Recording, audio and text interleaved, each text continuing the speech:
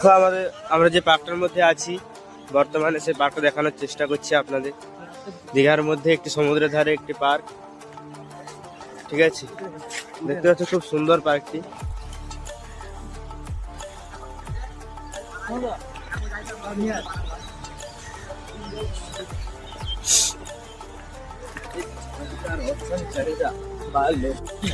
বন্ধুরা, আমরা দীঘার পার্কে থাকা অবস্থায় আমার সূর্য ভাই এবং সুশান্ত দার যে অনুভূতি, তার মধ্যে যে এখন ফিলিংস আছে সেটা আমরা জানার চেষ্টা করবো। তার মধ্যে এখন বা তার আনন্দটা কিরকম হচ্ছে, সুশান্ত আমরা আনন্দ বা কিরকম হচ্ছে।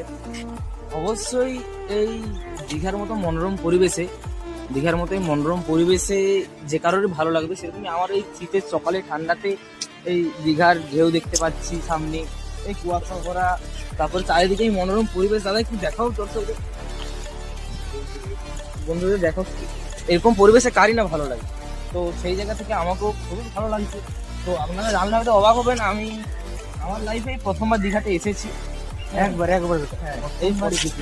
হ্যাঁ, এই প্রথমবার এখানে সত্যি এই পরিবেশটা দেখে আমি একদম মুগ্ধ হয়ে গেছে। আমি ভাবতে আশাও করিনি কখনো যে হয়তো এতটা সুন্দর পরিবেশে আমি কখনো পৌঁছতে পারবো। আমাকে সত্যি খুবই ভালো লেগেছে। বলছি দাদা, ঠান্ডা একটু পড়েছে?